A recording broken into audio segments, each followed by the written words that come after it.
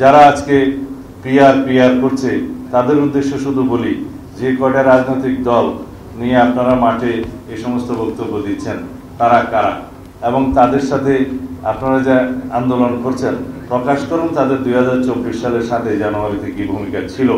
আমরা জানি আপনাদের অন্তর্ভুক্ত একটি রাজনৈতিক দল, নাম নেব না, আপনারা খুঁজে বের করবেন, তারা জানুয়ারির 7 এই যে আমিডামি নির্বাচনে 2024 সালের 7 জানুয়ারিতে অংশগ্রহণ করেছে। তারা আপনাদের দোসর হয় কিভাবে আন্দোলনে? যারা বিগত 16 বছরে ফ্যাসিবাদী শাসনামলে বাতাস করেছে আওয়ামী লীগের সমস্ত কর্মকাণ্ডে, তারা আপনাদের আন্দোলনের শরিক হয় কিভাবে?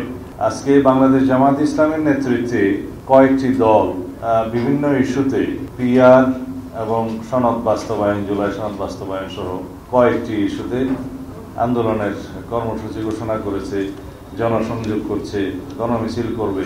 এটা রাজনৈতিক চর্চা, এটা গণতান্ত্রিক চর্চা। এই চর্চা করার জন্যই তো আমরা আন্দোলন সংগ্রাম করে এই অধিকার আদায় করেছি। এটাকে আমি স্বাগত জানাই। যদি মানুষ গ্রহণ করে, তারা তাদের নির্বাচনী ইশতেহারে তাদের এই সমস্ত দাবি উল্লেখ করে আসন্ন নির্বাচনে অংশগ্রহণ করে জনরায় যদি তাদের পক্ষে যায়, তখন তারা তাদের ইশতেহার অনুযায়ী সেটা বাস্তবায়ন করবে। এখানে তো জবরদস্তির কিছু নেই। আমরা আমাদের 31 দফা বাস্তবায়নের জন্য জনগণের ঘরে ঘরে, আমরা বাংলাদেশের ঘরে ঘরে আমাদের সেই সংস্কার প্রস্তাব প্রেরণ করেছি। আজকে এই 31 দফা বাংলাদেশের রাজনৈতিক অঙ্গনে একটি রাজনীতির মহাকাব্যে পরিণত হয়েছে। আমরা এটাও ঘোষণা করেছি যে বাংলাদেশ সংস্কারের মধ্য দিয়ে গিয়েছে, সেটা বিএনপির হাত ধরে গিয়েছে। গণতান্ত্রিক সংস্কার হয়েছে, সাংবিধানিক সংস্কার হয়েছে, উন্নয়নমুখী সংস্কার হয়েছে, নারীদের অংশগ্রহণের বিভিন্ন ক্ষেত্রে নারীর ক্ষমতায়নের জন্য যে সংস্কার হয়েছে, এসব কিছুই বিএনপির রাজনৈতিক সংস্কারের ইতিহাস, সরকারের সময় গণতান্ত্রিক সংস্কারের ইতিহাস, সাংবিধানিক সংস্কারের ইতিহাস, বহুদলীয় রাজনীতি প্রবর্তনের ইতিহাস। সুতরাং এই সংস্কারগুলো চলমান প্রক্রিয়া।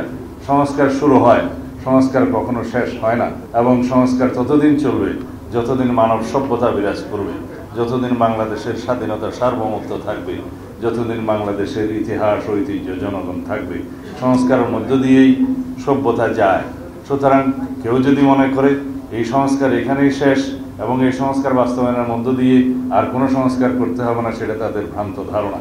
যারা আজকে পিআর করছে তাদের উদ্দেশ্যে শুধু বলি, যে কয়টা রাজনৈতিক দল নিয়ে আপনারা মাঠে এই সমস্ত বক্তব্য দিচ্ছেন তারা কারা, এবং তাদের সাথে আপনারা যা আন্দোলন করছেন প্রকাশ করুন তাদের 2024 সালের 7 জানুয়ারিতে কি ভূমিকা ছিল। আমরা জানি আপনাদের অন্তর্ভুক্ত একটি রাজনৈতিক দল, নাম নেব না, আপনারা খুঁজে বের করবেন, তারা জানুয়ারির 7 এই যে আমিডামি নির্বাচনে 2024 সালের 7 জানুয়ারিতে অংশগ্রহণ করেছে। তারা আপনাদের দোসর হয় কিভাবে আন্দোলনে? যারা বিগত 16 বছরে ফ্যাসিবাদী শাসনামলে বাতাস করেছে আওয়ামী লীগের সমস্ত কর্মকাণ্ডে, তারা আপনাদের আন্দোলনের শরিক হয় কিভাবে?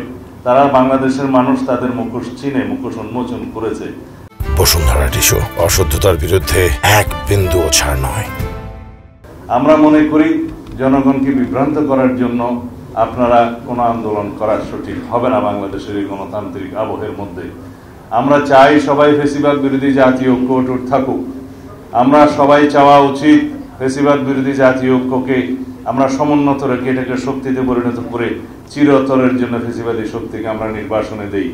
সুতরাং আমরা এমন কোনো কর্মকাণ্ড করতে পারবো না যার মধ্য দিয়ে ফ্যাসিবাদের পুনরুত্থান হয় অথবা ফ্যাসিবাদের প্রত্যাবর্তন সহজ হয়, অথবা আমরা এমন কোনো কর্মকাণ্ড করতে পারি না যার ফাঁক ফোকরের মধ্য দিয়ে বাংলাদেশে অস্থিরতা সৃষ্টি করতে পারে।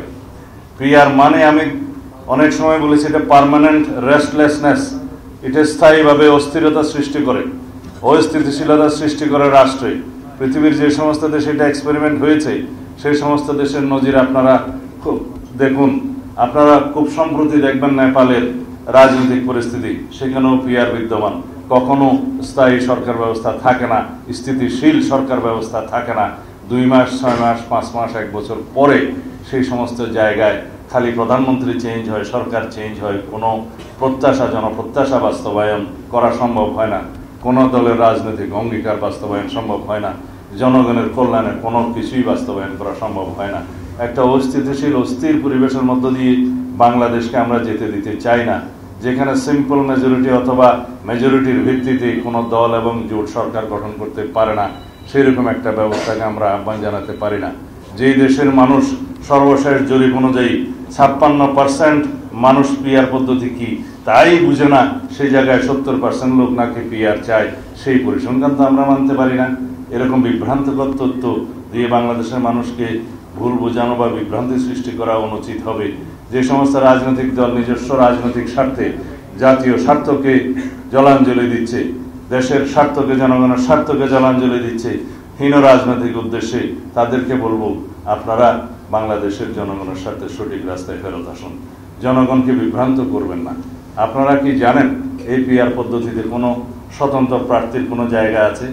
আপনারা যে কেউ যদি কোনো নির্বাচনী এলাকার মধ্যে কেউ একজন স্বতন্ত্র প্রার্থী হিসেবে দাঁড়াতে চান, তার জন্য এই পিআর পদ্ধতিতে তো কোনো খানা নাই।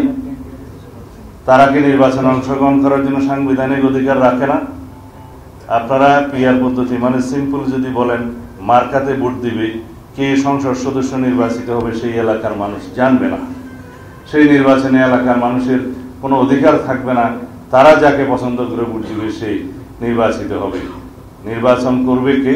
মার্কাতে ভোট করবে, নির্বাচিত হবেন যিনি, তিনি কেবল দলের কেন্দ্রীয় নেতৃত্ব কর্তৃক নির্বাচিত হবেন। দলের প্রেসিডেন্ট সেক্রেটারি অথবা আমির সাহেব অথবা মজলিসের শোরা নির্ধারণ করবে কোন এলাকায় কে নির্বাচিত হবেন। সেই হিসাবে বাংলাদেশের মানুষের গণতান্ত্রিক অধিকার তো নিশ্চিত হলো না। সেই পদ্ধতিকে আমরা চাই। বাংলাদেশের মানুষ যে পদ্ধতি 56% মানুষ বলে বুঝেই না, সেই পদ্ধতিকে আমরা চাইতে পারি না। তো সুতরাং এই সমস্ত কথাবার্তা বলে জাতিকে বিভ্রান্ত করার চেষ্টা না করাই উচিত।